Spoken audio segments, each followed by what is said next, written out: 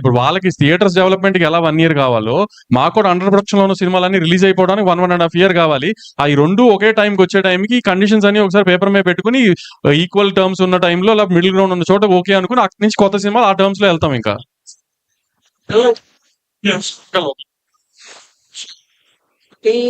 వాళ్ళు ఏంటంటే పర్సంటేజ్ ఇవ్వకపోతే మేము ఆడము అన్నది క్లారిటీగా. So something around 24 theatres 23 theatres. In case వాళ్ళు అదే పట్టుదల మీద ఉంటే మీ తాలూకా స్పందన ఏంటి? అంటే ఇప్పుడు ఆ 23 థియేటర్స్ లో సినిమా అయినంటే ఫస్ట్ ఎఫెక్ట్ అయ్యేది పెద్ది. సో అప్పుడు పెద్ద ఎఫెక్ట్ అయితే ఏంటంటే అప్పుడు చిరంజీవి గారి దగ్గరికి వెళ్ళి చరణ్ గారి దగ్గరికి వెళ్ళి సార్ ఇది సార్ సిచ్యువేషన్ ఇట్లా లాస్ట్ మినిట్ లో చెప్పారు, ఆల్రెడీ ప్రొడ్యూసర్ అయిన ఆయన పెద్ద మీద ఒక అమౌంట్ ఆఫ్ ఎక్స్పెండిచర్ అయిపోయింది, సో ఇప్పుడు ఈ హిట్ తీసుకునే పొజిషన్ లో ప్రొడ్యూసర్ లేరు కాబట్టి ఏం చేద్దామండి అని చిరంజీవి గారిని అడగడం ఇంకా నెక్స్ట్. నిన్న వాళ్ళు ర్యాండమ్ గా ఎక్కువగా తీసుకొచ్చేవారు. అసలు గవర్నమెంట్ పెంచుతా ఉన్నా కూడా మేము డిపెండ్ చేయలేదు, మేమైతే పెంచడం స్టేట్స్ లో. ఇది అవుట్ ఆఫ్ ద బాక్స్ వాళ్ళు తీసుకొచ్చిన సార్. అది సెకండ్ టాపిక్ అండి. సార్ ఆడియన్స్ కి నిజంగా మీరు థియేటర్ కి తీసుకురావాలి అనుకుంటే ఒక 50 రూపాయలు 100 రూపాయలు మేము తెచ్చే థియేటర్ రెంట్ కంటే మీరు అమ్మే 500 రూపాయలు కనుక ఎక్కువ భయపడుతున్నారు. ఆ ఎఫ్ఎఫ్బిని తగ్గించండి ఫస్ట్. మెయిన్ ఇప్పుడు బుక్ మై షో ఓపెన్ చేయండి, మీరు టికెట్ 150 రూపాయలు 175 రూపీస్ మేము అమ్మేది అనుకోండి 195 రూపీస్ అమ్ముతాం, లేకపోతే 295 అమ్ముతాం. 295 మీద గవర్నమెంట్ వేసుకోమని చెప్పింది 6 రూపాయలు బుక్ మై షోని. కానీ మీరు 2 టికెట్లు కొంటే 600 కట్టాల్సిన దగ్గర 800 750 850 కడుతున్నారు. దాంట్లో 50 రూపాయలు 60 రూపాయలు కన్వీనియన్స్ ఫీ అని పోతుంది. అవన్నీ ఏంటో అడగండి సార్. అవన్నీ తగ్గించండి, ఎఫ్ఎన్బి పాప్కార్న్ తగ్గించండి, మీ కూల్ డ్రింకులు తగ్గించండి, అన్ని తగ్గించండి, ఆటోమేటిక్ గా జనం థియేటర్కి వస్తారు. మేము పెట్టే 100 రూపాయలు 50 రూపాయల మూలనే థియేటర్ జనం రావడం ఆగిపోలేదు ఏమి. సార్ సార్ సార్ వంశీ గారు,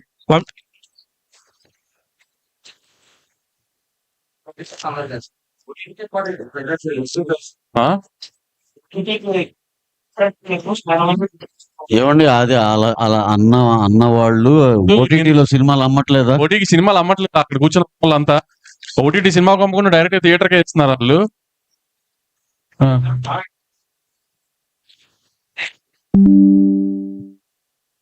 కాస్ట్ గురించి వస్తున్నారు. మీరు చెప్పిన టైం బౌండ్ ప్రోగ్రామ్ అంతా అగ్రీడ్. మీరు ఆల్రెడీ రెమ్యూనరేషన్ అంతా అగ్రీడ్.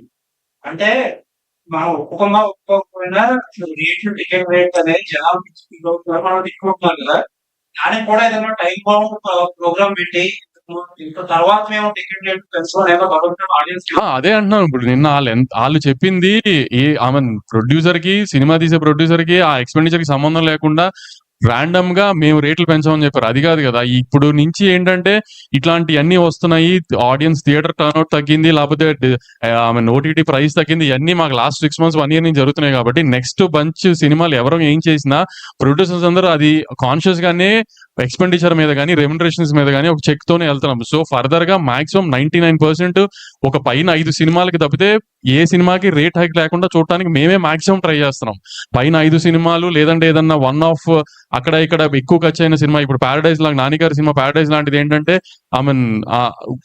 చాలా గ్రాండ్ ఇయర్ తో బాగా తీసుకుంటున్నారు సుధాకర్ గారు. ఇప్పుడు అట్లా వన్ ఆఫ్ సినిమాలు కొన్ని తప్పితే దేనికి రేట్లు తేవాలని ఆడియన్స్ ఇబ్బంది పెట్టాలని ప్రొడ్యూసర్లు అసలు అనుకోవట్లేదు. దానికి ఎగ్జిబిటర్లు ఏమి ఎవరికి హామీలు ఇవ్వకర్లా, ప్రొడ్యూసర్ గా మేమే హామీలు ఇస్తాం. ఎవరికి థియేటర్ రేట్లు పెంచేసి జనాలను ఇబ్బంది పెట్టాలని ఎవరికి లేదు. ఒక 4-5 సినిమాలకి మేము విజువల్ స్కేల్ ఆ రేంజ్ లో చూపించాలనుకుంటున్నప్పుడు ఖర్చు దానికి కొంచెం ఎక్స్ట్రా అడుగుతున్నాం, అంతే తప్పితే ఎవరిని ఇబ్బంది పెట్టాలని అది కూడా ఇక నుంచి మాక్సిమం తగ్గించడానికి ట్రై చేస్తున్నాం అందరం. వంశీ గారు,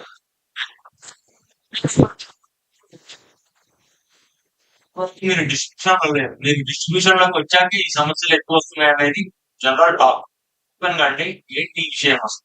ఈ సినిమాలో డిస్ట్రిబ్యూషన్ ఎక్కువ అవడం వల్ల మిగిలిన వాళ్ళకి డిస్ట్రిబ్యూషన్ లేకపోవడం వల్ల ఈ సమస్యలు మీరు సృష్టిస్తున్నారా? సార్ ఇప్పుడు ఏ వ్యాపారంలో అయినా ఒకటే అండి, మీరు 25-30 ఏళ్ల నుంచి ఉన్నారు, ఎవరు ఇంకో కొత్త ప్లేయర్ రాకుండా ఉంటాడండి? వస్తాడు. మేం కాకపోతే ఇంకోళ్ళైనా వస్తారండి. ఏ వ్యాపారమైనా అంతే. ఇంకా నేను ఉన్న కాలం నేనే ఉంటాను అనేది కాదు కదా. ఇది మేము వచ్చింది కూడా అసలు మేమేదో మోనోపాలి మేమేది కాదు. అసలు మాకు అసలు అయ్యొద్దు. ఇక్కడ ఏయో 2-3 చాట్ల కరెక్షన్ అవ్వాలి, మన సావేదో మనం చూద్దాం అని వచ్చిందే గాని ఇక్కడ ప్రాబ్లం అంతా వీడు నాకు పోటీ అనుకోవటం వల్ల వస్తుంది ప్రాబ్లం తప్పితే అసలు మేము ఏ రోజు ఇది పోటీ గీటీలు అసలు ఏమి లేదు సార్. పోటీ లేదు సార్. ఇది ఎవరి వ్యాపారం వాళ్ళదే, ఎవరి గోల వాళ్ళదే. నువ్వు అనుకోవటం వల్ల ఆ ప్రాబ్లం వస్తుంది. కానీ మేము ఇప్పటికి కూడా రేపైనా సరే ఆ పెద్ద మనుషులతో మేము కలవాలి, వాళ్ళు మమ్మల్ని కలుపుకోవాలి.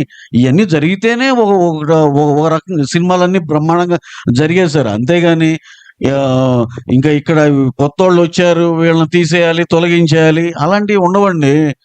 ఇప్పుడు ఏ బిజినెస్ లో అయినా సరే, నేను ఒక రెస్టారెంట్ పెట్టానండి, ఒక 3 నెలలు సాగల, ఇంకో నెలలు ట్రై చేస్తా, సాగల 7వ నెలలో 8వ నెలలో ఎత్తేస్తా. అంతేగాని నేను జీవితకాలం నేను ఎక్కడో సంపాదించి రిక్షా దొక్కి మళ్ళీ దాన్ని ఫీడింగ్ చేయను కదా నేను.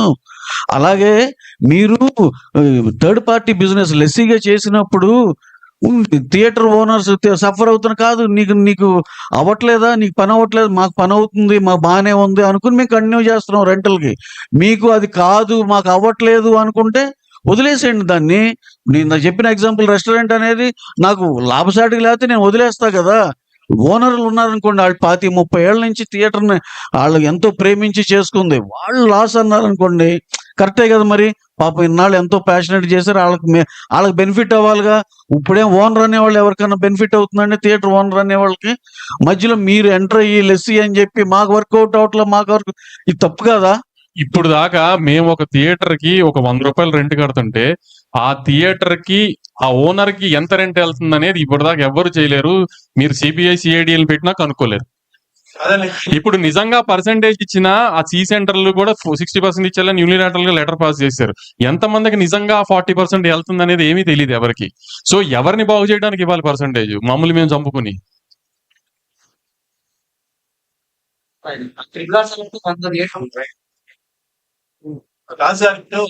కాదండి, కాదు.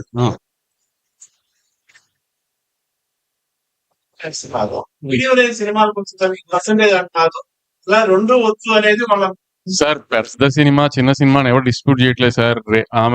ఇప్పుడు బేబీ చిన్న సినిమా, బేబీ 2-3 వారాలు ఫుల్ వచ్చింది అంటే అది రెంటల్ వచ్చిందనే కదా అర్థం. మేము అంటుంది ఏంటంటే రెంటల్ ఆర్ పర్సెంటేజ్. ఇందాక ఆయన అన్నట్టే పెద్ద సినిమా uniవ్వండి, చిన్న సినిమా uniవ్వండి, మిడ్ రేంజ్ సినిమా uniవ్వండి, rental or percentage. Rent work out అయితే రెంట్, పర్సెంటేజ్ వర్కౌట్ అయితే పర్సెంటేజ్.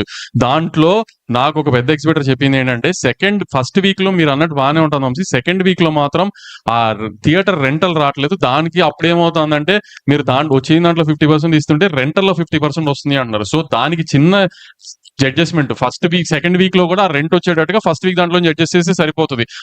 అది ఏ డిస్ట్రిబ్యూటర్ అయినా ఆ థియేటర్ ఓనర్ తో మాట్లాడుకుంటే ఆ థియేటర్ డిస్ట్రిబ్యూటర్ తో తేలిపోయేది. దానికి ఇంత రచ్చ చేయాల్సిన అవసరం ఏం లేదు. ఇంత బ్లీడింగ్